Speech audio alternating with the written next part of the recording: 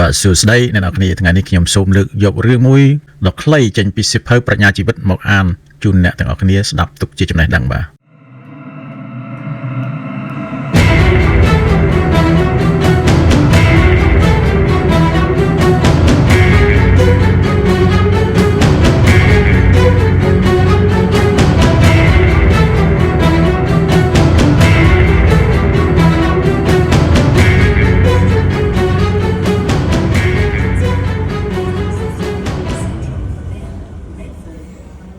រឿងមានចំណងជើងថាខ្លាចប្រឡងធ្លាក់កុំកុហកខ្លួនឯងត្រូវហ៊ានប្រឈមមុខនឹងការពិត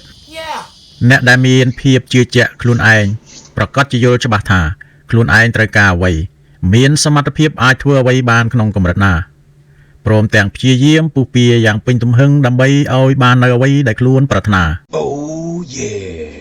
យ៉ាងណានោះមនុស្សប្រភេទនេះនៅមានចំនួនតិចតួចនៅឡើយឯមនុស្សភាគច្រើនតែងមានភាពស្រពិចស្រពិលចំពោះខ្លួនឯងភាពមិនជឿជាក់លើខ្លួនឯងនឹងនាំឲ្យមានការមិនទុកចិត្តលើសមត្ថភាពរបស់ខ្លួនរហូតដល់មិនហ៊ានប្រឈមមុខនឹងការពិតហើយខំរកវិធីគេចវេះចេញពីបញ្ហា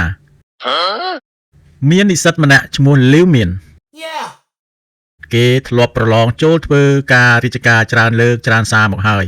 តែមិនដែលបានប្រឡងជាប់ម្ដងណានោះសោះដោយហេតុនេះទើបគេខ្លាចរអានិងមិនចង់ឮពាក្យដែលតាក់ទងនឹងការប្រឡងធ្លាក់ដូចជាពាក្យធ្លាក់របូតជ្រុះបែបនេះទេសូម្បីតែពាក្យដែលគ្រាន់តែមានន័យស្រដៀងគ្នានឹងពាក្យធ្លាក់ក៏អ្នកក្នុងផ្ទះមិនអាចនិយាយបានដែរការចោទចេះមិនព្រមគោរពតាមច្បាប់នេះនឹងធ្វើឲ្យគេផ្ទុះកំហឹងភ្លាមតែម្ដងបាទគេហ្នឹងគឺលោកលីវមាននឹងឯងបាទបើអ្នកបម្រើណាម្នាក់ច្រឡំនិយាយពាក្យថាធ្លាក់ឬជ្រុះនោះគេនឹងវាយដំជេរប្រតិចអ្នកនោះធ្វើឲ្យអ្នកបម្រើទាំងឡាយនាំគ្នាប្រយ័ត្នប្រយែងបំផុតនៅពេលណាដែលត្រូវនិយាយជាមួយលីវមាន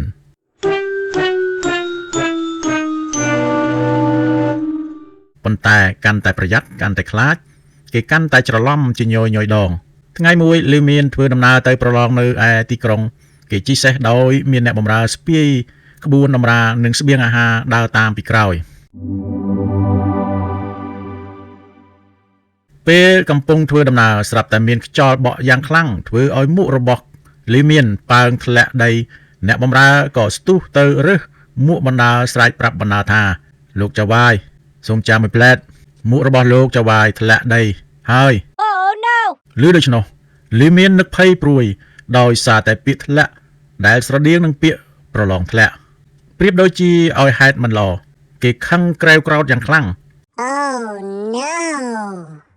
លើកខ្សែបង្ហៀសេះចង្អុលមុខស្ដីបន្ទោសថាអាចចំគួតគ្មានដឹងខ្យល់អី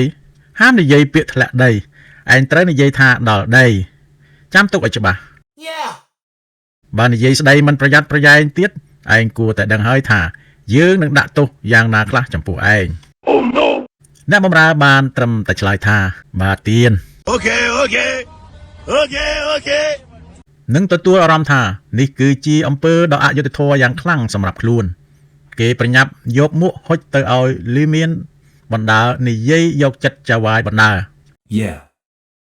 លោកចៅវាយសូមរឹតខ្សែមុខឲ្យតឹងបន្តិចខ្យល់បក់មកវានឹងរបូតប៉ើងមកដល់ដីពាក្យរបូតក៏មានន័យថាមិនជាប់យោងទៅដល់ពាក្យប្រឡងមិនជាប់លីមានកាន់តែមួម៉ៅទប់អារម្មណ៍ឡើងបានក៏យកខ្សែបង្ហៀសេះវត្តទៅលើអ្នកបម្រើអស់មួយទំហឹងដៃអ្នកបម្រើដែលត្រូវគេវាយដូច្នេះក៏នឹកងឿងឆ្ងល់វិលវល់ក្នុងចិត្តមិនដឹងថាខ្លួនឯងធ្វើខុសរឿងអីទៀតបានត្រឹមតែខំខាំមាត់អត់ទ្រាំនឹងគិតតែក្នុងចិត្តថាយីអាត្មាអញអីក៏សួយម្លេះ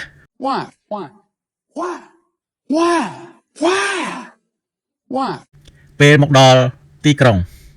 លីមានក៏ចូលរួមប្រឡងនឹងគេនឹងឯងជាធម្មតាលុះដល់ពេលប្រកាសលទ្ធផលគេប្រើឲ្យអ្នកបម្រើទៅមើលឈ្មោះឲ្យមកដល់កន្លែងមើលឈ្មោះអ្នកបម្រើខំរកមើលពី3សារនៅតែមិនឃើញឈ្មោះលីមាន ទើបដឹងច្បាស់ថាប្រកាសជាធ្លាក់ទៀតហើយពេលនេះត្រូវពិបាកចិត្តម្ដងទៀតមិនដឹងថាតើខ្លួនគួរនឹងប្រាប់ចៅហ្វាយថាម៉េចបើចៅហ្វាយមិនចង់ឮពាក្យថាធ្លាក់ដូច្នេះ Oh no អ្នកបម្រើគិតស្ទើរតែផ្ទុះខួរក្បាលមួយសន្ទុះធំគេក៏រកឃើញពាក្យមួយម៉ាត់ដែលសមរម្យបំផុត Oh yeah ពេលត្រឡប់មកដល់ផ្ទះសំណាក់វិញគ្រាន់តែឈានជើងដល់មាត់ទ្វារបន្ទប់ភ្លាម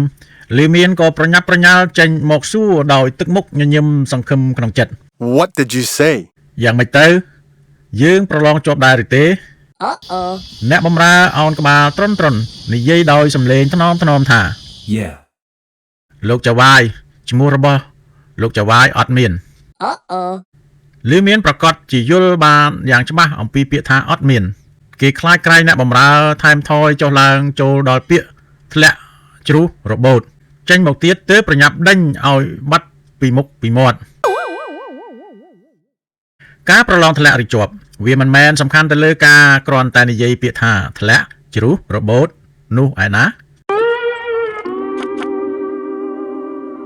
វាសំខាន់នៅលើការធ្វើវិញ្ញាសារបស់យើងបានល្អឬមិនល្អ Yeah ការពិតវានៅតែជាការពិតទោះពេញចិត្តឬមិនពេញចិត្តនឹងទទួលក៏មិនអាចបិទបាំងឬកែប្រែទៅជាអ្វីផ្សេងបានឡើយ Oh yeah ពេលមានបញ្ហាបើយើងមិនប្រឈមមុខតទល់ឲ្យចំគោលដៅចាត់ការឲ្យត្រូវតាមវិធីតែបែរជាគិចមុខជ្រមុជក្បាលចូលក្នុងដីឲ្យខ្លួននៅកណ្ដាលវាលទីបំផុតនៅតែគិចមិនរួចពីបញ្ហាដដែលជាដដែល Yeah បាទនេះជាអត្ថន័យខ្លឹមសារនៅក្នុងរឿង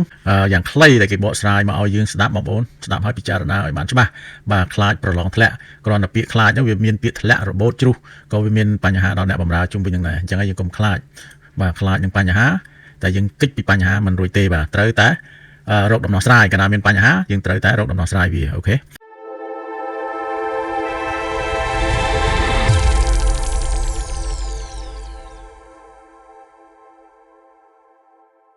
កុំគិចវេះពីការពិត